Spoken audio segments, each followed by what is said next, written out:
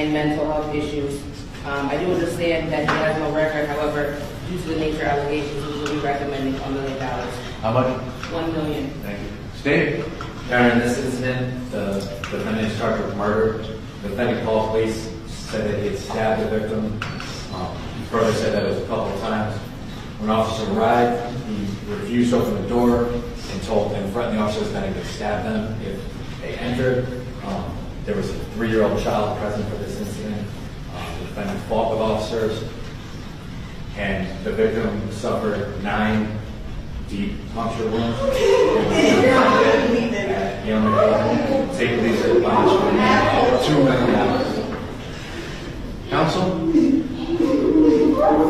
Thank you, Your Honor. As stated by Bill, Mr. Black is 21 years old, grew up in Camden, Connecticut, has been a native of our state his entire life. He attended school, graduated from ACES, and as stated, he has no criminal record. Your Honor, Mr. Black is truly a product of his environment, his upbringing. His background consists mostly of depending on state benefits, grew up in foster care, multiple ineffective DCF involvements. Lack of guidance and support led Mr. Black down the trail of mental health issues. He has multiple diagnoses, including PTSD, multiple stays in inpatient services, outpatient services, and many prior suicide attempts. Even through all this turmoil in his life, he was trying. Prior to this incident, he was working part-time in Wallingford as a flagger. He had recently completed programs of treatment and was doing well. Mr. Black is also extremely remorseful for this incident. We ask that you take that into consideration when setting the bond for Mr. Black. Well, he is 21 years of age. I guess he does not have any previous record. Is that correct? No, Your Honor. I mean, obviously, I've read through the report. I know he's emotional right now, but it's a very disturbing report to read when people are calling the police, indicating someone is screaming and asking or requesting help, and then he called actually the police and indicated, quote, "I just stabbed my bitch," close quote. The police were able to get the child, I guess, out through a window, the 3-year-old. He finally let the police in, according to the report. And I believe the defendant, even down at the station, did not disagree. She was calling the police because he had made an oral threat. And as a result of her attempting to call the police is when he admits that he took out a knife and he did stab her. It does indicate, as the state said, that it looks like there were a number of numerous wounds on the victim. The victim was alive when the police were there, but obviously she succumbed to these injuries. Also sounds like they had a prior relationship some time ago, and there was some attempt over the last few weeks, according to the defendant, to rekindle it. It certainly calls for a serious bond, a domestic homicide or someone. I'll set the bond at $2.5 million at this particular time. It's going to be transferred over to Part A. That's where the serious cases go, 35 Church Street. I'm going to transfer it over there for January 14th. The bond is set without prejudice. Certainly, if you're going to get a public defender over there, they would have the right to argue the bond again over there. But January 14th will be the next date at 235 Church Street. All right, thank you. You know, you're probably going to die out in the village.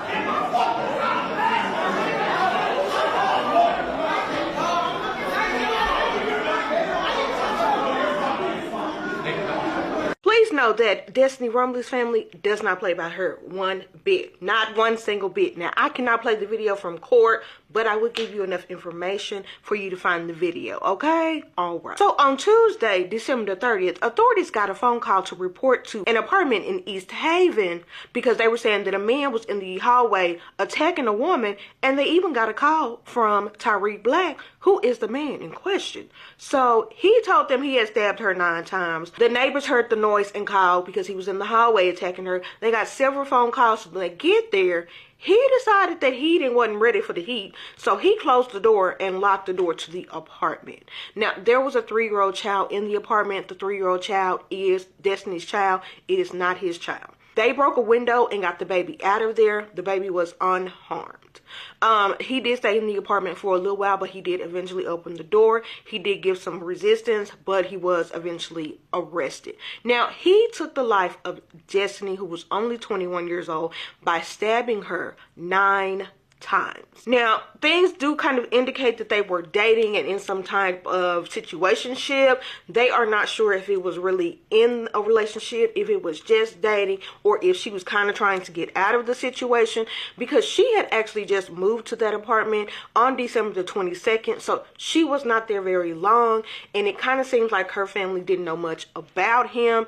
And if they did, it seemed like they didn't really like what they did know. Understandable. Now, on Wednesday in court, her family was not having it. They were not okay. Them hearing that she had been stabbed 9 times just took a lot of them through it mentally, and they tried to attack him. Now, the officers that were in court, they were on it, and they did break things up, but it did get quite heated because they was very serious about this, okay? They was very serious about it. When they even went outside in the interviews, you could still tell the energy level was up because they don't play about her, okay? They don't play about her. But, of course, they feel like they can't get their loved one back because she has, passed away. And even if he gets life in prison, now his bond was originally set at $2 million. The judge did go ahead and increase it to $2.5 million, which definitely indicates they don't want him out of there in any way, shape, or form. But his next court date is January the 14th, and my heart goes out to the family of Destiny because, baby, if you're willing to fight somebody in the courtroom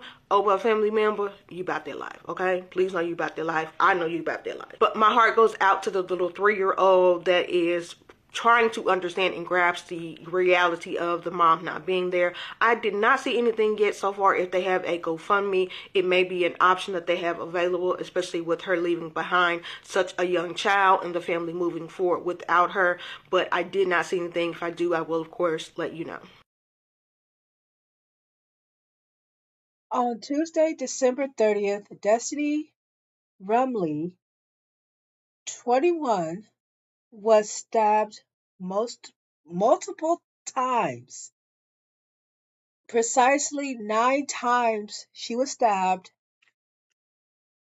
by her boyfriend, Tyreek Black, also 21 years old. At 8:10 a.m., neighbors called 911 to report a man beating a woman. The police arrived on Old Foxen Road in East Haven, Connecticut. When the police got there, Tyreek barricaded himself in the apartment with Destiny's 3-year-old and with her inside. There was only 2 articles, and one article said that it was his son, and then the last article I read, the parents told the court that it wasn't his son. So I'm just gonna call it his son because I'm confused.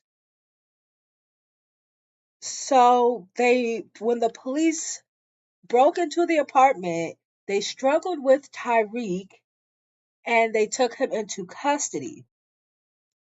Then they took Destiny to the hospital. She later died that day at Yale New Haven Hospital. But the 3-year-old was okay. He wasn't injured. So he was charged with multiple charges: murder, first degree, assault on an officer, interfering with emergency calls, risk to injury to a minor, And Tyreek is being held on $2.5 million bail. So the next day, Wednesday, December 31st, 2025, Tyreek appeared in a New Haven courtroom after the murder of his girlfriend, Destiny. Tyreek confessed to the killing on a 911 call. During the hearing, someone in the court was screaming at Tyreek. It turned violent when someone in Destiny's family tried to lunge at Tyreek as the marshals were walking him out of the courtroom. He said something at the end of the video, but I couldn't understand what he was saying. And um so the police broke it up and they were escorting the family out of the courtroom. So the prosecutor was making excuses for this man. So he was like, when Tyreek was growing up, he was very unstable, meaning he really didn't have housing. He was bouncing from house to house, aka foster homes, and suffering from multiple mental health and substance abuse issues, which the foster home thing, I don't find that as an excuse to be fucked up to somebody or contribute to mental issues, because I was in foster homes and I'm not like this, right?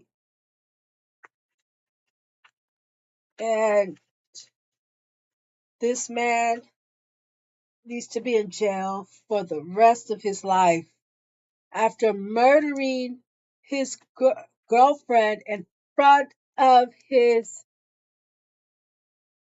in front of her child or his child. Child, I don't want to get into that. But hell, what do I know? I'm just a talking head. Did y'all hear about 21-year-old Tyreek Black, and he's currently being charged with the murder of 21-year-old Destiny Rumley? Now let Tyreek tell it, he does suffer from PTSD and also from substance abuse. On the day that Miss Destiny had been unalived, it was multiple 911 calls that was made, basically saying how a black male was attacking a black female in the hallway of an apartment complex. Eventually, those fights led to inside, and that's where the unaliving happened at. Inside the house, there was 21-year-old Destiny's child, a 3-year-old child that was actually present during the stabbing. The child that was inside the apartment, that is not Tyreek's baby. The police did have to break the window in order to get the child to safety. The child was not injured at all. Eventually, Tyreek, he did unlock the door and he came out the apartment complex where he was being combative when he was arrested. Unfortunately, Destiny, she did lose her life. Now, it has been reported that also they don't know the relationship between Tyreek and Destiny at the time, or even if he lived there at the apartment. And the judge that's actually on the case increased the bond from $2 million to $2.5 million. Also, during the hearing, Destiny's family did try to attack. Now, this is video after Mr. Tyreek was already in the back. But like always, everything is alleged. I'm just here to gossip. Hey y'all, here's another tragic story. It's praying time, y'all. This young lady right here, her name is Destiny. She's 21 years old. This is her child's father. He's also 21 years old. And Destiny is the mom that has been ID'd in the East Haven murder, slaying, overkill, you name it. Earlier this week, police were called to an apartment complex. When they get there, they find that he has barricaded himself inside the apartment with her and the baby. And he's standing in the doorway of a kitchen knife. Destiny, right here, the 21-year-old, unfortunately, she did lose her life. Their 3-year-old baby is safe and unharmed. And I'll put the full story down in the comments. But police responded to the scene around 8:10 a.m. after neighbors had called 911, reporting that a man in the hallway was beating a young lady, Destiny. His name, the child father, is Tyreek.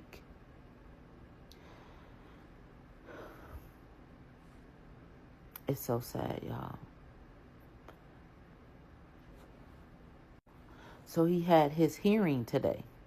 The judge set his bond at $2.5 million. During that hearing, you see these people down here? That's Destiny's family that tried to attack him in police custody. Chaos everywhere. Those police almost were not able to contain the family. They ended up pushing him through that door and slamming it. And all these officers came out and other officers came out to assist to escort the family out of there. It is so sad. 21 years old. Domestic violence is real. And it's on a rampage. Y'all have to seek help from domestic shelters. There's help. And it won't get any better. Y'all pray for both families involved.